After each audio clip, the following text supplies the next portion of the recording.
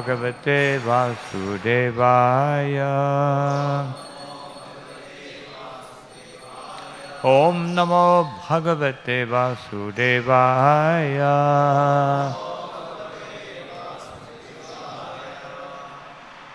So reading today from 10th Canto, 90th chapter, beginning with text 37. So most of these verses don't have a purport, so I will just read until we come to a more meaningful verse. There's one with a purport, but not so meaningful. More informative than meaningful. Of course, everything has meaning, but not such an inspirational verse.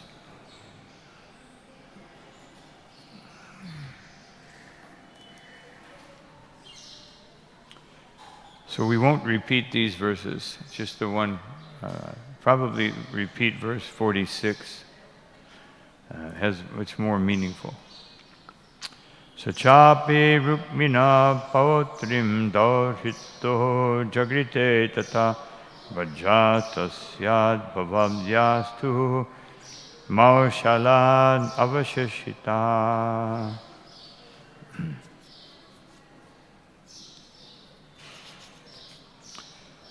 Rukmi's daughter's son, Aniruddha, married Rukmi's son's daughter, Rochana. From her was born Bhadra, who would remain among the few survivors of the Yadu's battle with clubs.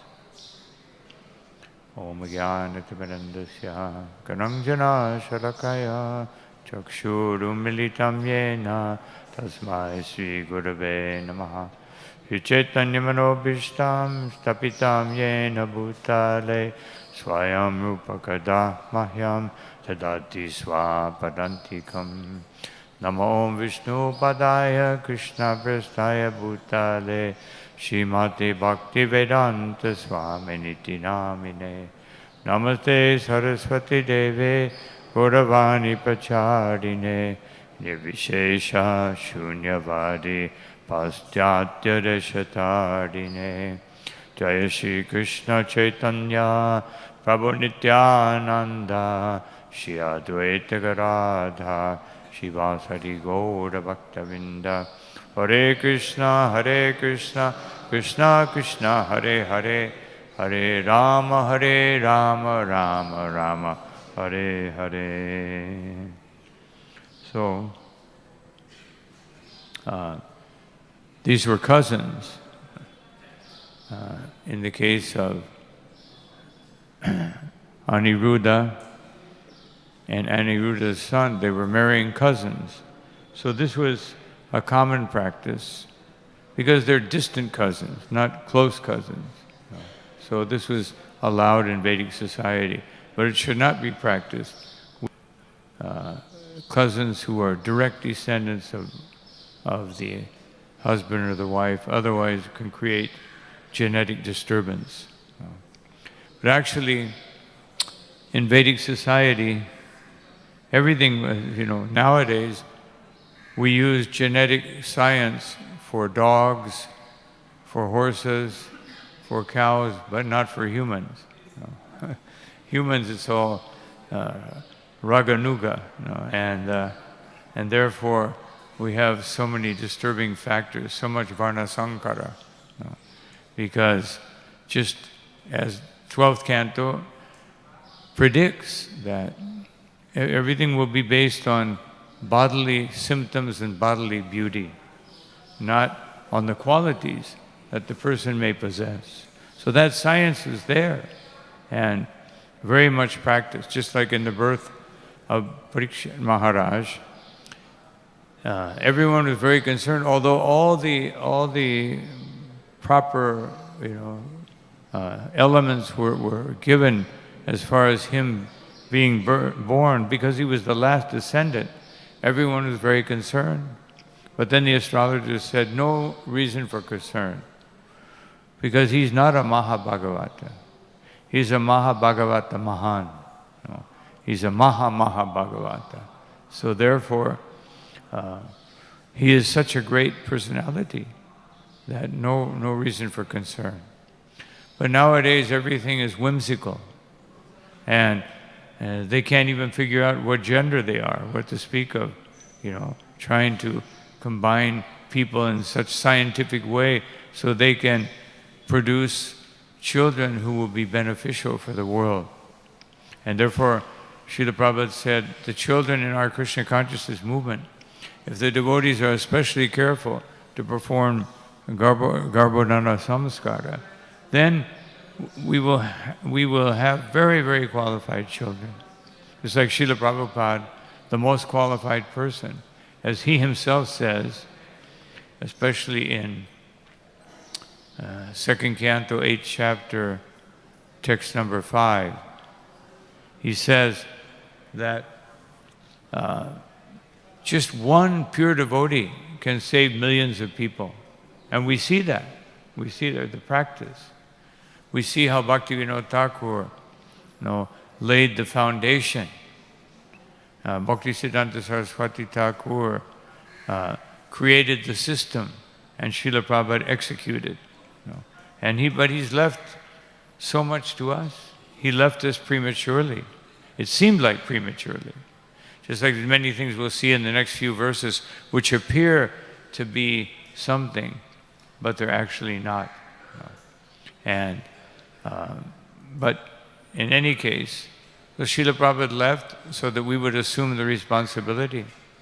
And we would understand also, by immaturity and not understanding our responsibility carefully, that we can create problems for our Krishna consciousness movement. So now is the time, as Srila Prabhupada said in 1972, to boil the milk and make sure that this movement goes on after the disappearance of those persons who were directly instructed by Srila Prabhupada. So it's very important that we pay careful attention. And as the very Bhagavatam begins, ahaitukya patiyasa, that we execute devotional service with no personal interest. The only personal interest is that I can please Krishna. That's our interest. And anything else should be put aside for the interest of pleasing Srila Prabhupada. Because by pleasing Srila Prabhupada, all of us will be benefited. Just like now, we're in the marathon. So the purpose of this marathon is to please Srila Prabhupada by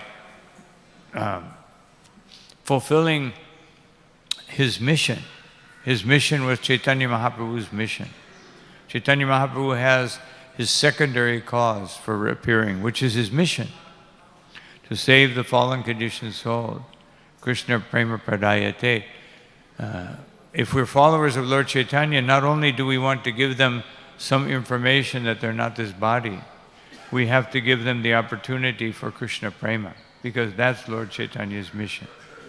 And then his first reason, to understand the loving sentiments of Srimati Radharani, we can also do, but that's not the mission.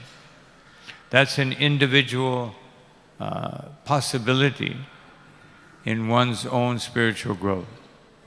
So this mission is emphasized during these marathons, that this is what we're here for, and therefore we all need to sacrifice for the benefit of others. Prahlad Maharaj said, "Na parartha nishtaha," that even great saintly persons, unfortunately, are only thinking about themselves, swamukti kama, and not thinking about the benefit of others. So Srila Prabhupada established that mood very strongly. And if we want this movement to continue with the same strength and potency, we also have to think in this way. Text number 38. So I was going to mention also Vajra, as we know, he was left behind, and all the yadus were, practically disappeared. So he took it upon himself to establish Krishna, just like we take it upon ourselves as Srila Prabhupada's servants to establish Krishna consciousness as he did. So he wanted to make sure that Krishna would be seen as the Supreme Personality of Godhead. And therefore he established deities around Vrindavan to make sure that Vrindavan would be understood as Krishna's land. Patibahura bhutasmad subahu tasya chatmaja subaho shantaseno bhuch chatasenas tu tat sutaha. From Bajra came Patibahu, whose son was Subahu. Subahu's son was Shantasena, from whom Shatasena was born. Text 39. Nahi yetasmin kule jata adana abahu praja alpayusholpa viryascha abramanascha jagjine. No one born in this family was poor in wealth or progeny, short-lived, weak, or neglectful of Brahminical culture. By saying that negation is an affirmation that those who came afterwards, those who come in Kali Yuga, are, poor, have trouble, they can't take care of their progeny, they have a short life, they're weak, and neglectful of Brahminical culture. Even in India, we're neglectful of Brahminical culture. What to speak of anywhere else? They don't even know what it is, which is actually better. It's better if you're going to neglect it that you don't know what it is. Then you won't be as guilty. If you know what it is and then you neglect it, that's very bad. So this is our duty. As Srila Prabhupada said, real civilization means to promote Brahminical culture, protect the cows, and promote love of Godhead. These three things. If these three things are not there, it is not civilization. Sometimes we say ancient civilizations or the Roman civilization or the British Empire, but actually they're not civilization, they're uncivilized. And therefore, because we have this knowledge, and people in India, as Srila Prabhupada said, in spite of the degradation due to the age of Kali, still any farmer or villager understands that I'm not this body. Anywhere else, they all think they are the body. And so we just have to add what is missing.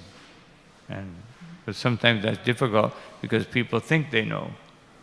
It's when people understand they don't know, sometimes they surrender more easily than people who think they know. Therefore, Srila Prabhupada said when he was in New York, he saw the sign that said, piano lessons. If you don't know how to play, $10. If you know how to play, $20. So Prabhupada asked, why? And he said, because if they think they know how to play, I have to teach them to unthink and then learn how to play properly. So this is sometimes our difficulty in preaching here.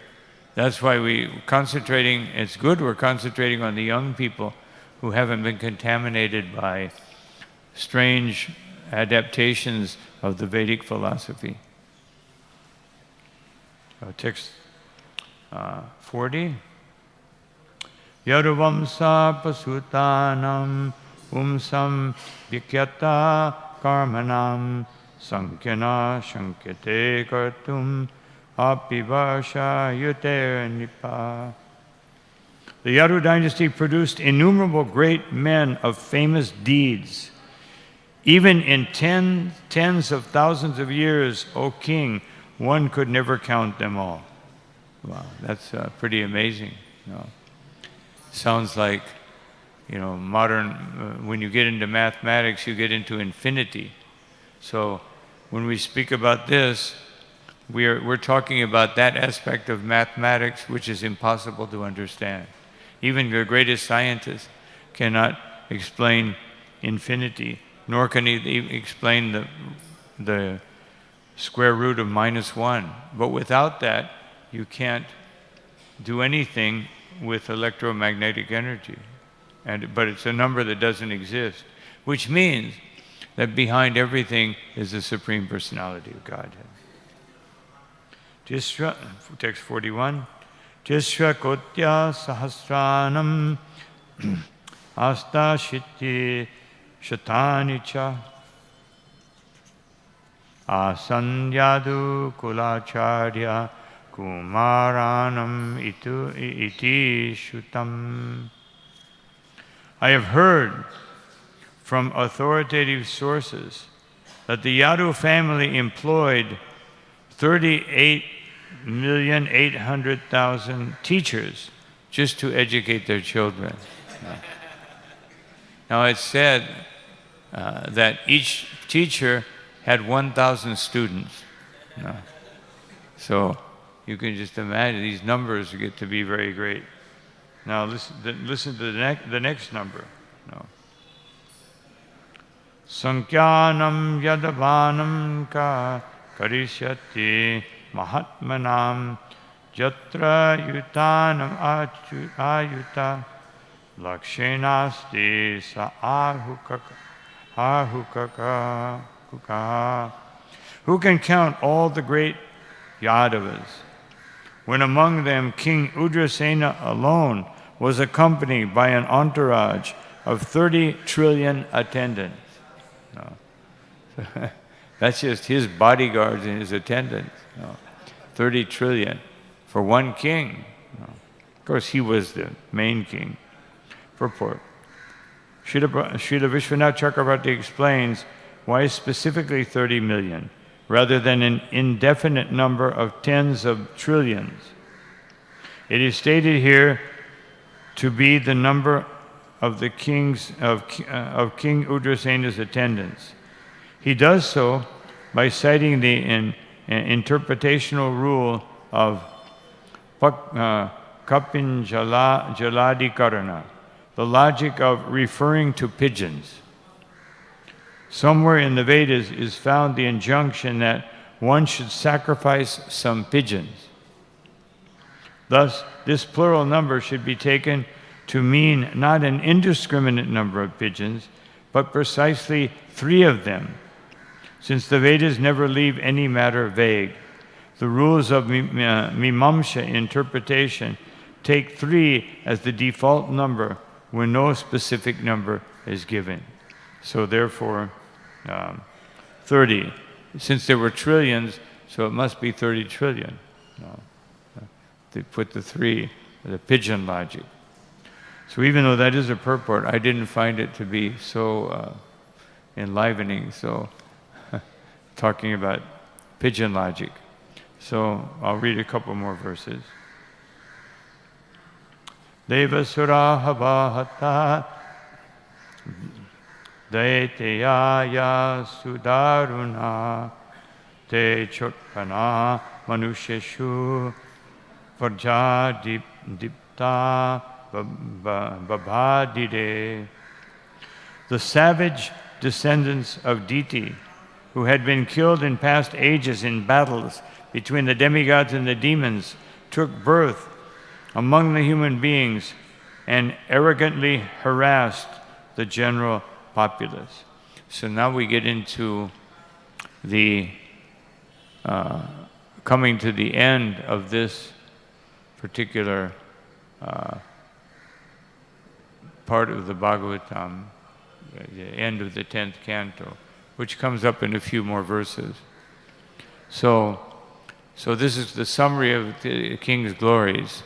So here, now we're speaking about yada yada hi dharmasya glanir bhavati bharata, or vinashita shajuskritum, that Krishna came. He didn't come for that purpose, but he came, as it is stated in Chaitanya Charitamrita, he came to make sure that everyone would have a chance to understand his supreme opulence of sweetness.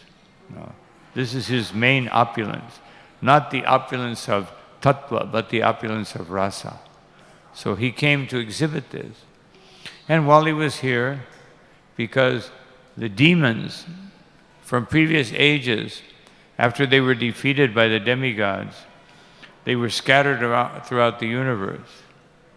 So therefore, some of the leading demons, they organized everyone and they said, let's go to planet Earth. And they came and they created a very difficult situation. And so Krishna arranged his appearance just at the time to deal with all of these demons who had been born as impious kings and were creating a disturbance for the earth planet. So now we're getting into that subject matter. Text 44. Tan nigrahaya harina proktadeva yadokule avitirna kulashatam tesham ekadhikam nipa. To subdue these demons, Lord Hari told the demigods to descend into the dynasty of Yadu. They comprised 101 clans, O king. So that's not 101 clans. Each clan had trillions of people. Now one can ask, how did all these people fit on the earth? Right now we have a little more than 8 billion. And people are crying about overpopulation. And what to speak if you have, how many trillions, quadrillions of people were on the planet. So how did that happen? Because Krishna appeared, and therefore it was the whole planet was not limited. Otherwise, Dwarka, Mathura, Vrindavan, they were not under the jurisdiction of time and space. And so, although if Krishna would go out of these places to in his Vishnu form or Vasudeva Krishna form, he would just take a countable army. But when he was in Dwarka or Mathura, just like Lord Chaitanya, when he marched against the house of Chandkazi, there were all of a sudden millions of devotees. Where did all those millions of devotees come from? They're his eternal associates. So he can expand or contract the number of people, the number of his associates. And in Dwarka, because in Dwarka, Krishna is exhibiting his opulence. And so, even in the beginning of this chapter, it says that Dwarka was decorated with so many beautiful things, and elephants, and unlimited quantities of soldiers. Now, these soldiers really, how could 30 trillion fight against anybody? If you read the numbers in Mahabharata, and there's many Akshinis, but none of them get into the trillions. So why would the Yadus need, hundreds of times more Yadus to defeat people who were less qualified? So they simply appeared because Krishna appeared. And because they wanted to be with Krishna. Krishna's appearing on the earth, so they come. And Krishna arranges that. Krishna wants his devotees to be with him. Those that are in this Dwarka rasa, they come when Krishna appears in Dwarka. So these numbers are mind, bewilder the mind. Now, I would just read 2 more verses, especially the verse after this one is somewhat more meaningful, although our esteemed translators didn't comment on it. Tesham pramanam bhagavan prabhutena bhavandari ye chanu bhartinastasya vabridhu sarvayadava. Because Lord Krishna is the Supreme Personality of Godhead, and the Yadavas accepted him as their ultimate authority. And the Yadus accepted him as their ultimate authority. And among them, all those who were his intimate associates especially flourished. Now this verse has great meaning. So what is the meaning being given here and in the next verse? They were completely absorbed in Krishna. And they accepted Krishna as the authority, as it says, Tesham Pramanam Bhagavan, Prabhutvena. That because he is the Supreme Personality of Godhead, they accepted him. So this verse is instructing us that if we accept the Supreme Personality of Godhead, then we will also, as it says here, and it says it especially in the next verse, it explains what happens when one accepts the Supreme Personality of Godhead. And so here is a very important revelation. Many of the Yadus were demigods. Some of them were demigods, and most of them were personal associates. Now, if Krishna has trillions of personal associates, why did he have to ask the demigods to come? Because any battle that was fought, if it was fought with the Yadus, there would have been no battle. The Yadus, it's mentioned among our acharyas that people could not even insult the Yadus. Otherwise, you couldn't. What to speak of fighting with them? You couldn't even insult them. So therefore, he had to bring the demigods, so that when there was a battle with some mundane king, there would be some fight would be there. There's some challenge, because to the Yadus, with Krishna there was no challenge. Krishna never fought with these demons. He killed a few, but he never fought with them. He only fought with his own devotees. Just like Jambavan. This battle went on for so long. Why? Because he was a devotee.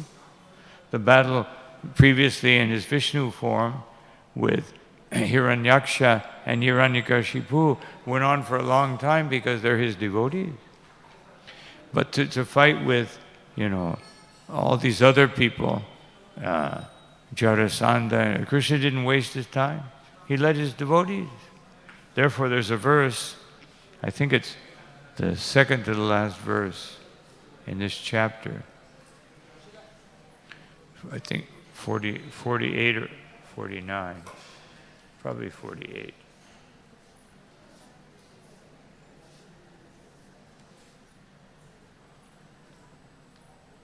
Yes. So it says, Yaduvara Parishad Swadur Bir Asana Dharma. That Swadur Bir means his arms. But in this case, to fight with the impious kings, it wasn't Krishna. It was his arms, or the extension. An arm is an extension of our body. So the extension, devotees like Arjuna, and the Pandavas, and even the demigods who accompanied him, they were the ones that fought with these demons. But they weren't demons like Hiranyakashipu. He was a devotee demon, just like Prahlad Maharaj. He's a devotee who happens to be a demon. But he's such a great devotee that he's purifying the demons. And Bali Maharaj, purifying the demons. And so anyway, the point is that these intimate associates flourished especially because they accepted Krishna as the Supreme Personality of Godhead. Meaning that our spiritual life will flourish when we actually accept Krishna as the Supreme Personality of Godhead. Now the next verse will tell us the symptoms of a person who has accepted the Supreme Person. What it means, otherwise, if you want to wonder, have I accepted Krishna? Am I surrendered? Generally, we may think, yes, of course. No. Who can be more surrendered than me? So, just to clarify things. No. And text number 46. How we can repeat this one. Savyasana tanalapa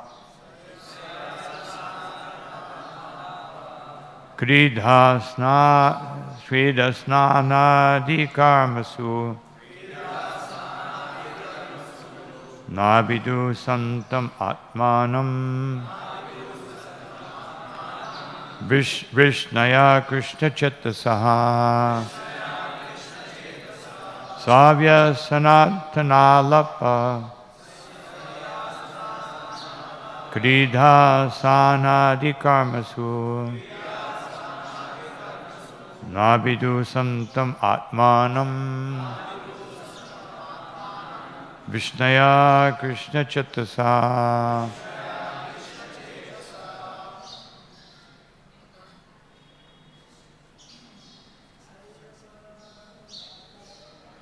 Savya Sanatanalapa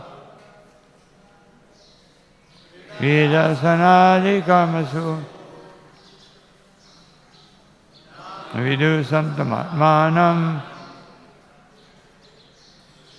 Naya Krishna Chetasa.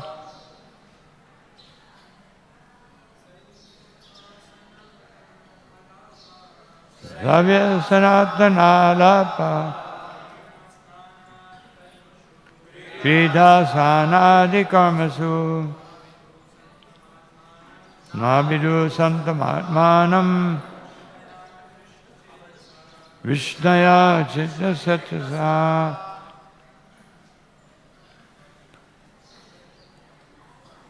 Vaishnavis. Savya Sanatanalapa Krida Sanadi Karmasu Nabidu Santamatmanam Vishnaya Krishna Chetasa. Savya Sanatanalapa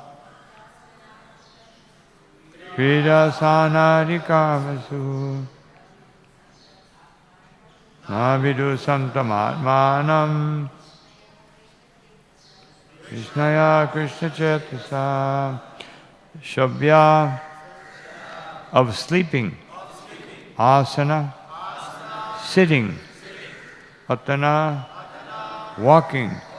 Alapa, conversing. Krida, playing. Snana, bathing. Adi, and so on. Kamasu, in the activities. Navidu, they were not aware of. Santam, present. Atmanam, their own selves. Vishnaya, the Vrishnis. Krishna, absorbed in Krishna. Chetasa, whose minds. Translation. The Vrishnis were so absorbed in Krishna consciousness that they forgot their own bodies while sleeping, sitting, walking, conversing, playing, bathing, and so on. No need to repeat that. It's a pretty simple verse. So, this is Krishna consciousness. No. This is what the 6 Goswamis of Vrindavan exhibited. No. They forgot themselves. Just like one time Srila Prabhupada was returning from his walk in Los Angeles from Venice Beach, and the devotees would give, the pujari would come with sweets, and Prabhupada would get the Maha sweet, and then, at least the first senior devotees, they would also get a Maha sweet. So one devotee took the sweet and put it in his mouth, And he was saying, Srila Prabhupada, these sweets are so wonderful and it's maha. Why didn't the 6 Goswamis eat this maha? Mahaprasadam. Just like one time Prabhupada was taking prasadam and the devotees were in a line on each side of him. And he gave one gulab jamun to Gargamuni, no, to Tamal Krishna Maharaj. And then he looked up to Prabhupada to thank him, and Gargamuni grabbed it and ate it. And so Tamal Krishna Maharaj, Prabhupada, he took my gulab jamun. Prabhupada said, Mahaprasadam. No rules, no. Mahaprasadam, no, you take it, if you can get it, you take it. No. So the devotees wondering, why didn't, the devotees take the Mahaprasadam, and why are they just eating a palmful of food? And Srila Prabhupada said, because they were eating with Krishna. Otherwise they were so absorbed in Krishna consciousness, in Krishna Lila, that's where that's their reality. That's where their consciousness is. Because we are where our consciousness is. Just like this morning in Mangala arati, I noticed that practically no one was following the devotee who was leading the kirtan. So the whole time we were chanting the Maha Mantra, practically the whole time, everyone was leaving a long gap in between Hare Krishna, and then they would just, but he wasn't doing that. So it's important not only to wake up the body, but to wake up the consciousness. Otherwise, don't let the body wander to Mangala arati like a zombie, and the consciousness is not there. So this is, so this is what's happening here. These are some of many symptoms that when one is actually absorbed in love for Krishna, this is what will happen. You forget, Vidura, he was feeding bananas to Krishna, but he was throwing away the banana and giving Krishna the peel. And Ashnami Payatatmanaha, Vishwanath Chakravarti Thakur, in relation to that line of the verse, that Patram Palam Toyam, he says, when Krishna is offered flowers with so much love, he eats the flowers.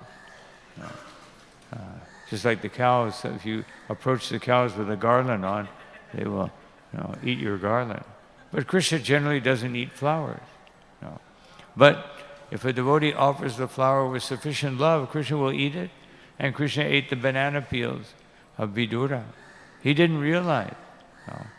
Just like Mukunda, one time he was fanning the Muslim king, and we picked up the peacock feather, he just fainted.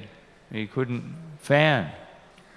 And then he regained his consciousness, and he gave some excuse to the king. But the king said, no, I don't accept that excuse. It's because you are absorbed in love for Krishna. Even the Muslim king, because these Muslim kings were actually coming from Hindu families, not that they were, from Iran or the Persian. They weren't Persians. They were actually converted, and they understood the philosophy. It's just that they were practically forced to be Muslim king, just like Rupa and Sanatan. The Nawab decided he was having some difficulty controlling the people, and so he asked his ministers, who among the Hindus can, has sufficient ability to control the people? I said, Rupa and Sanatan, they're most qualified. So he called them, and he said, I want you to be my ministers. Said, no. And he said, if you don't do it, then I will persecute all the Hindus. And therefore they accepted. Accepted on that. That's the reason. They didn't want to be government servants, but they did it out of compassion. This is the nature of a devotee. A devotee will accept a great austerity. You can imagine, for someone as qualified as Rupa and Sanatana Goswami to enter into government service, and the government of a cruel Muslim king who had destroyed many temples, and I have to serve this person. Sometimes we're a little disturbed when we have to serve someone that we don't really like. What to speak of someone who's, tearing down your family houses or something, and destroying temples. We have to serve these people. So, but a devotee is interested in providing the service. Just like Chaitanya Mahaprabhu told Haridas Thakur and Nityananda that he said, I want you to go and beg. But what are you begging? You're not begging for some food stuff. You're going and begging people, please take this Krishna consciousness. And that requires a lot of surrender. That's what we're doing in this marathon. That's what we're doing in promoting this Krishna consciousness movement. We're begging people, please take this Krishna consciousness. And when you beg with sufficient sincerity, then you get results. Because Krishna sees, when you're actually begging, not just externally doing it, but internally doing it, feeling the level of love and compassion that Chaitanya Mahaprabhu has. And even Prabhupada said, and Chaitanya Mahaprabhu, he is a follower of Prahlad Maharaj. Otherwise, Prahlad Maharaj had this same mood. Tato shoche vimukha chatasa indriyanam. That maya sukaya paramudvahato vimudhan. When he saw that people, his only lamentation, he said, I don't fear material existence because I am absorbed in chanting your glories, my dear Lord. But I cannot, when I see these people, they're suffering. I cannot be like other, like saintly people who are thinking about their own liberation. Even though they're in a miserable condition, I only see, nanyat todasya sharanam nanupasye. There is no hope for them other than your mercy. And therefore, understanding that it is your desire that they come back to you, I must do this. Even though they're kripanas, they're miserable. Miserable comes from miser. And kripana means misers, miserable people. They're miserable. But their misery, a devotee sees their misery as a product of the three modes of nature. Therefore, I must free them from these three modes of nature by giving them Bhagavad-gita and understanding what is happening. And then once they have Bhagavad-gita, then we have to figure out how to invite them. Srila Prabhupada said, don't be very anxious that people should live in the temple. First, invite them to hear Bhagavad-gita and they acquire a taste for austerity. Otherwise, they will leave frustrated. Prabhupada's one famous letter, he said that we don't want to just fill up the temple with people who don't understand what surrender means. So here we get some taste of surrender. That people don't even realize that they're eating or sleeping. They're sleeping, they don't even realize it. And therefore, because they didn't realize it, the 6 Goswamis didn't sleep. They didn't realize the need for sleeping. They were so absorbed in Krishna that they didn't want to even sleep. It wasn't like they were giving up sleep. They couldn't sleep. They couldn't sleep because they wanted to chant Hare Krishna or to talk about Krishna. Even Chaitanya Mahaprabhu, when he went to the house of Nandanacharya, after having an altercation with Advaita Acharya, he ran and jumped in the Ganga. And then he told Nityananda and Haridas, who came out to pull him out of the Ganga, he said, "Why did you do this? I'm so miserable. According to Advaita, I'm so miserable. Let me just drown." He said, "No, my Lord." And he said, "All right, I'm going to the house of Nandanacharya, but don't tell anyone. If you do, I will never come back." Obviously, he didn't tell anyone. And he went there, and it says he spent all night talking about Krishna. And Bhaktisiddhanta Saraswati Thakur comments that he did that just because feeling the ecstasy of Advaita's loving interaction. In his loving interaction, he was criticizing Mahaprabhu. He was saying that you give your mercy to any, oil miller or any gardener, but to the person named Advaita or Srivas, you don't give your mercy. Meaning that you keep us as superiors. You don't see us as your servants. Therefore, you will not give us your mercy. And Chaitanya Mahaprabhu, externally, he was very pleased internally. So pleased that he couldn't sleep. He just stayed up all night, meditating on the love of his devotee. But externally, he chastised Advaita. And Advaita was completely devastated, but that's a whole other story. But the point is that a devotee cannot sleep, a devotee cannot eat. Just like Govinda, when he went to massage the legs of Chaitanya Mahaprabhu, he was right in front of the doorway. So he thought, what can I do? Then he crossed over his body and he began to massage. And then when Chaitanya Mahaprabhu woke up, he said, "Have you taken prasadam?" I said, "No." "Why?" "Because I would have to cross over your body." I said, "How did you get in here?"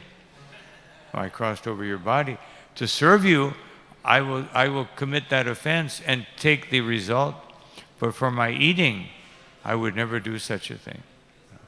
So this is the consciousness of a devotee. When we, especially here, Bhagavatam, what to speak of Chaitanya Charitamrita, we can see how far off course are we.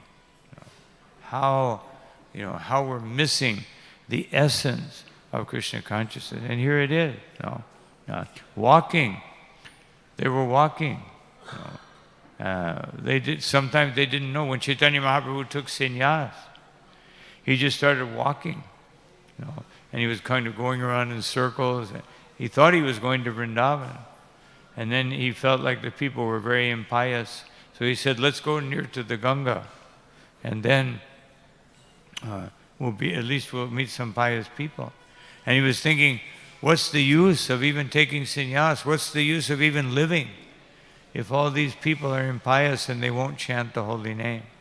It was such ecstasy, feeling such ecstasy at taking sannyas, because for Chaitanya Mahaprabhu, the main reason for taking sannyas was to give up every other attachment and simply go to Vrindavan and find Krishna. That's his main reason for taking sannyas. And there he was wandering around in ecstasy. So much so that Nityananda bewildered him with the whole pastime of saying that here's the Yamuna. It's walking, conversing, playing, bathing, everything they were doing. They didn't even fully understand what they were doing. And so this is the condition of these great personalities. And so they're giving us some glimpse of what is awaiting us. Of course, Srila Prabhupada was on that platform, but he wasn't just walking around, wandering around. No, he was fully conscious because he was absorbed in the mission. So therefore, even if someone is on this platform, we won't see it by the way they're sitting or eating or sleeping. We will see it by how much they are surrendering to the desire of the parampara. And that desire is manifested in Srila Prabhupada's desire to push on this Krishna consciousness movement in a pure way, without any personal interest, other than fulfilling the desire of Sri Chaitanya Mahaprabhu. And this was Srila Prabhupada's main qualification. One beautiful letter that Prabhupada wrote, I've just been talking about this lately.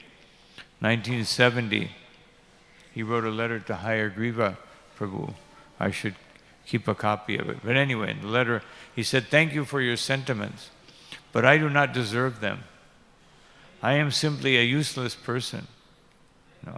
And he's saying this to Hayagriva, who's his the disciple. "I am a useless person. It is all due to the mercy of my Guru Maharaj." So Prabhupada entered into a feeling of his reality.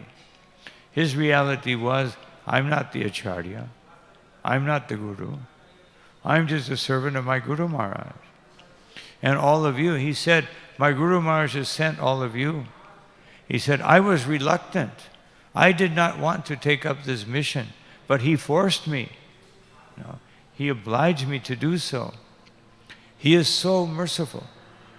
And Prabhupada went on and on through the letter, saying again and again, so I am not deserving any of the words that you have said. So this is the way that you see the symptoms of a topmost pure devotee. That Prabhupada couldn't sleep. Why? Because he wanted to deliver the Bhagavatam. Not because he was just, waking up at night and saying Krishna, Krishna. But he was saying Krishna, Krishna in so many different ways in the form of the Bhagavatam.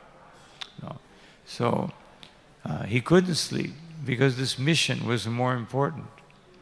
He couldn't, as it says here, bathing, what to speak of playing. Prabhupada wasn't playing. Of course, playing musical instruments, sometimes we become very absorbed. But Prabhupada, sometimes he would enter into a bhajan just to express his devotion to Krishna. But what was Prabhupada, when Prabhupada chants a bhajan, what is actually happening? He's entering into the mood of the acharyas to capture that mood to push on Krishna consciousness. He's not just doing it for his own pleasure. Oh, let me just sit and do it. Because Prabhupada never had time to do such things. But he did such things out of his ecstasy, feeling that I need the inspiration from Narottam Das Thakur, from Bhaktivinoda Thakur. I need to enter into the mood of these songs. This is the exalted position. And by seeing Srila Prabhupada chanting, just like every time I see we see it regularly, Prabhupada chanting in Thompson Square Park, you can see how absorbed he is in giving the compassionate mood of giving the holy name to these people. Such a serious look on his face. When he's chanting, absorbed in the holy name and giving it to these fallen souls. And this was his mood. And therefore, this is what especially attracted, among all of his unlimited qualities, this is what especially attracted us to Krishna consciousness, was this total, full surrender of Srila Prabhupada. So, just to conclude, so Krishna is preparing, and we'll see it in the next chapter, 11th canto, preparing to rid the world of the yadus. So our acharyas explain there were many reasons why he did this. First of all, the demigods and those who were not his eternal associates, if he would have left, they would have become very puffed up, and they would have become an even greater burden than the demoniac king. Because as Vishwanath Chakravarti Thakur says, the most dangerous thing in spiritual life is when you become somewhat qualified, people start to worship you, And then you begin to believe them, you know, that, oh, they're right, I am a great personality, you know. Most dangerous thing. You know. And so, this is the cause, he said this is the cause of fall down. And another reason was that he wanted to eliminate the Yadu dynasty was that when he left, his devotees, as we see in this verse, would be so absorbed in separation that they would trample the earth. He knew they would create a chaos, not because they had some material desire, but because they were feeling separation from Krishna. You know, some devotees like Uddhava, he's feeling separation from Krishna. He offers beautiful prayers, but the Yadus, they would have expressed their ecstasy in, you know, such ways that would be very destructive. You know. And another reason was he wanted to take them with him. You know. He didn't want to leave his devotees behind. So these are all, there's more reasons, but just to mention some of the main reasons. The main reason was Krishna was afraid they would create havoc. The ones who are not eternal servants by being puffed up, and the others by being in total ecstasy of total separation. That they would just be running around like here, they would be swinging their swords and they wouldn't realize it, you know, and cutting off people's heads or whatever, you know, trampling over buildings, and so beautiful is our Srimad Bhagavatam. So I'll stop here. The next verse is a very, very ecstatic. The next 3 verses are super ecstatic verses. So whoever gets to give these classes will have a wonderful time. And those hearing will also have a wonderful time. You know. As it says in 10:1:16, that there are 3 kinds of people who benefit. Purusham Strin Punanti He. 3 kinds of Bhaktanam, the speaker, Prichchakam, the hearer, and Shrotrims, the audience. Everyone will benefit from this Krishna Katha. So, these are some thoughts on these verses, and I'll stop here. Any comment or question? We have 4 minutes according to the little piece of paper here. Yes.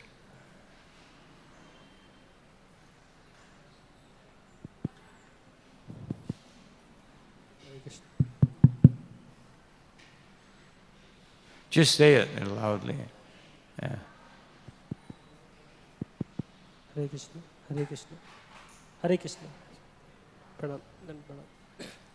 Raji, as you told that there's a devotee. Why don't you speak loudly because the microphone is not working? Hare Krishna. There it Yes. is. Okay. Pranam, Raji. Just as you told about that devotee demon, that they were quite devotee demons, and Krishna then fought with the devotees. With the demons, rather Krishna fought with the devotees because he wanted to display pastimes, the devotees. And when Krishna killed the demon and they went to Sahajya Mukti, at least they got something in spirituality. And of course the devotees, those who were displaying, those who were just associating with Krishna and different leelas, they also went in Krishna's loga. But in our case, in my case, specifically as a devotee demon, because externally me showing myself as a devotee, but internally I'm a demon. So how can we say, even though the descriptions are going to very vividly described here by Srila Prabhupada, all the Yadus, they were sleeping, walking, talking, and everything, they were just continuously absorbed in Krishna. Rather than in my life, just when I'm chanting, reading, talking, or Krishna Katha, and internally you are sleeping. Like in Bhagavatam, sleeping, like in chanting, is sleeping. So always consciously or unconsciously means sleeping. So what would be my ultimate result? We do the best we can. No. That's what we can do. No. Because we're inspired by Srila Prabhupada's example, we're inspired by senior Vaishnavas who are becoming more and more Krishna conscious, who may be pure devotees and acting in a pure way. We see surrender. No. The main thing is surrender. Just I always mention that there's 26 qualities, according to Krishnadas Kaviraj Goswami, 26 main qualities of a Vaishnava. But 25 of them you can find in many people. But the Swarup Lakshana, the main quality is surrender. If there's no surrender, then there are so many poetic people, there are many friendly people, there are many Mayavadis that understand they're not this body, that they're detached from family, home, but they're not surrendered to Krishna. So the other 25 become qualities of a devotee when surrender is there.